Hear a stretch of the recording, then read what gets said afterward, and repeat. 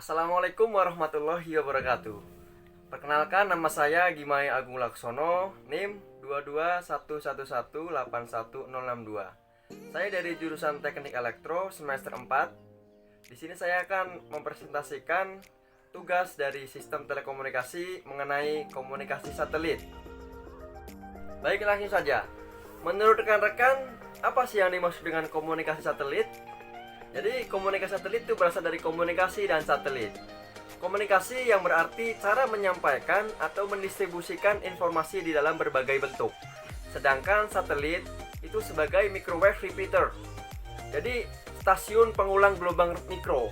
Nah, jadi komunikasi satelit itu cara menyampaikan atau mendistribusikan informasi dalam berbagai bentuk menggunakan satelit. Jadi di sini pengertian satelit itu berasal dari kata Latin, yaitu satel, yang diartikan sebagai pelayan atau seseorang yang mematuhi atau melayan pihak lain. Sedangkan secara ilmiahnya, satelit adalah suatu benda yang bergerak mengitari benda lain, biasanya itu lebih besar, dalam jalur yang dapat diprediksi yang disebut orbit. Atau singkatnya, setiap benda angkasa yang bergerak mengitari sebuah planet yang berbentuk lingkaran atau eliptikal. Satelit sendiri secara sederhana dibagi menjadi dua. Yang pertama satelit alami dan yang kedua itu satelit buatan. Untuk satelit alami, satelit yang memang berasal dari alam, contohnya yaitu bulan yang menjadi satelit alami bagi bumi. Nah, bumi dan planet-planet itu merupakan arah surya kita, juga menjadi satelit alami dari matahari. Nah, untuk satelit buatan itu, satelit yang dibuat oleh manusia dan ditempatkan di suatu orbit menggunakan kendaraan peluncur untuk fungsi tertentu. Jadi untuk komunikasi, untuk pemetaan, dan monitor cuaca dan lain sebagainya. Contohnya itu seperti satelit Palapa, Telkom, Garuda, Indostar, dan banyak lainnya. Sedangkan untuk sejarah satelit itu berawal dari tahun 1957 diluncurkan satelit pertama yang bernama Sputnik. Pada tahun 1959 Vanguard 2. Pada tahun 1960 itu ada satelit komunikasi refleksi Echo. Nah, untuk tahun 1963 diluncurkan lagi satelit komunikasi geostasioner Syncom. Selanjutnya pada tahun 1976 satelit Marisat untuk komunikasi maritim dan peluncuran Palapa, guys. Sedangkan untuk tahun 1999 peluncuran satelit Telkom 1. Pada komunikasi satelit itu terdapat 3 elemen yang berperan. Yang pertama itu adalah orbit satelit, yang kedua adalah stasiun bumi atau ground segment, yang ketiga itu adalah satelit atau space segment. Untuk orbit satelit itu merupakan lintasan satelit dalam mengelilingi bumi atau di atas permukaan bumi.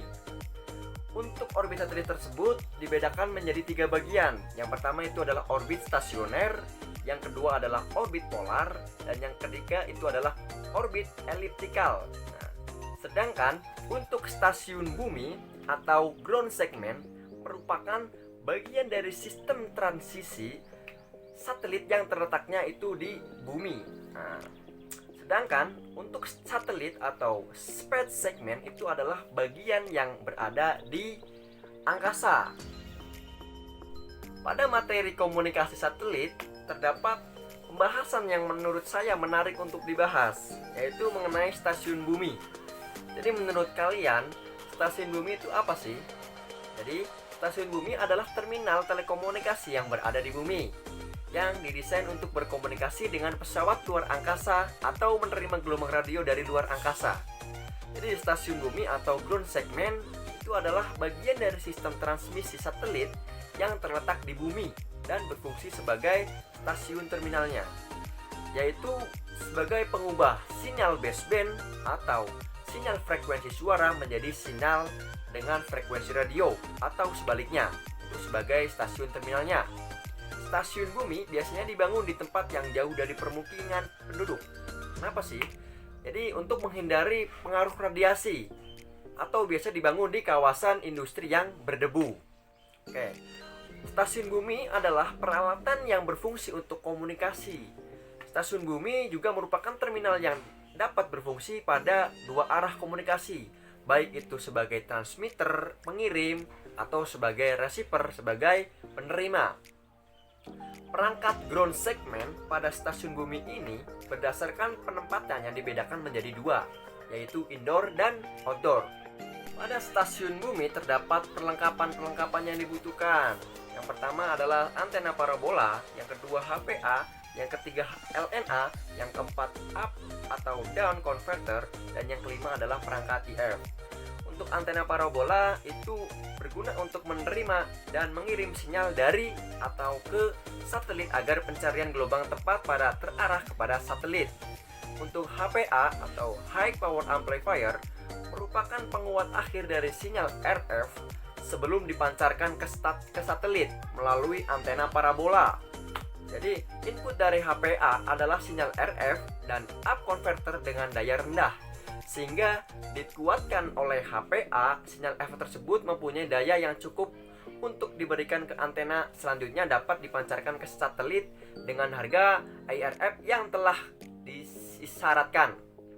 Untuk LNA atau Low Noise Amplifier adalah suatu penguat pada arah terima yang berfungsi untuk memperkuat sinyal yang diterima dari antena parabola. Nah, sedangkan untuk up atau down converter terdiri dari dua bagian, yaitu bagian up converter yang berfungsi sebagai mengubah sinyal IF 70 MHz menjadi sinyal RF 6 GHz. Sedangkan bagian down converter itu berfungsi untuk mengubah sinyal RF 4 GHz menjadi sinyal IF 70 MHz. Jadi kedua bagian tersebut itu menggunakan common transponder. Jadi sehingga up atau down converter ini dapat dioperasikan pada transponder yang diinginkan. Sedangkan perangkat IF itu berfungsi sebagai memodulasi sinyal suara atau data menjadi sinyal IF 70 MHz dan sebaliknya. Biasanya perangkat ini disebut dengan modem, modulation demodulator. Adapun jenis-jenis modem tersebut adalah tergantung dari sistem yang digunakan. Adapun prinsip kerja dari stasiun bumi atau ground segment ini. Jadi secara garis besar, peralatan pengontrol komunikasi ini terdapat dari dua bagian. Yang pertama adalah bagian pengirim atau disebut transmitter, dan yang kedua adalah bagian terima yang disebut dengan receiver. Nah, untuk bagian pengirim atau transmitter ini, yang pertama adalah peralatan pemancar sinyal televisi atau yang disebut dengan TV exciter, yaitu peralatan yang berfungsi sebagai pemancar sinyal-sinyal televisi.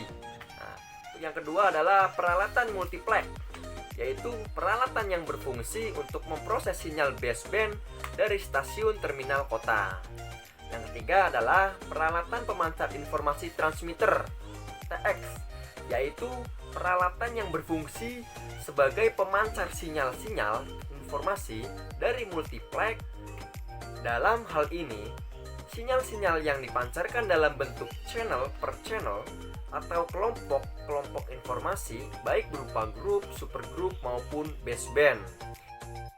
Sedangkan untuk yang bagian penerima atau receiver tadi yang sudah saya sampaikan, yang pertama adalah antena yang berfungsi untuk menerima sinyal dengan frekuensi RF yang dipancarkan oleh satelit komunikasi.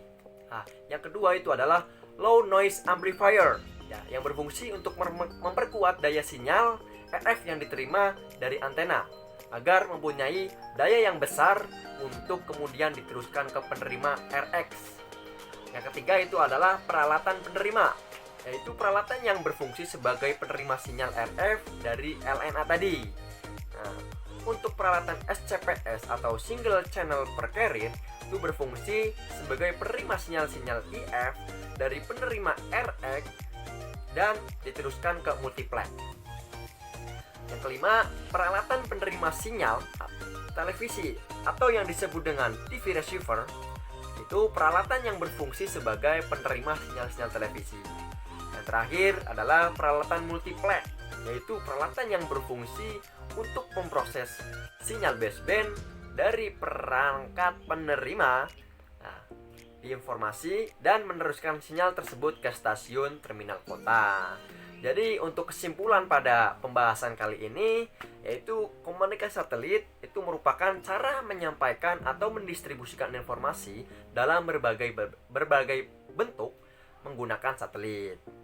Jadi untuk satelit terbagi menjadi dua jenis, yaitu satelit alami, satelit yang memang berasal dari alam. Untuk satelit buatan, satelit yang dibuat oleh manusia ditempatkan di suatu orbit menggunakan kendaraan peluncur untuk fungsi tertentu. Jadi untuk informasi tertentu, untuk komunikasi, pemetaan, monitor, cuaca, dan lain sebagainya.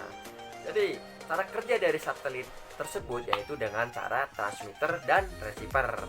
Jadi demikian materi yang saya sampaikan. Apabila terdapat kesalahan-kesalahan dalam perkataan yang sudah saya sampaikan, mohon dimaklumi dan tetap jaga jarak, jaga kesehatan. Semoga rekan-rekan dilindungi dari segala mara bahaya. Sekian dari saya, terima kasih. Wassalamualaikum warahmatullahi wabarakatuh.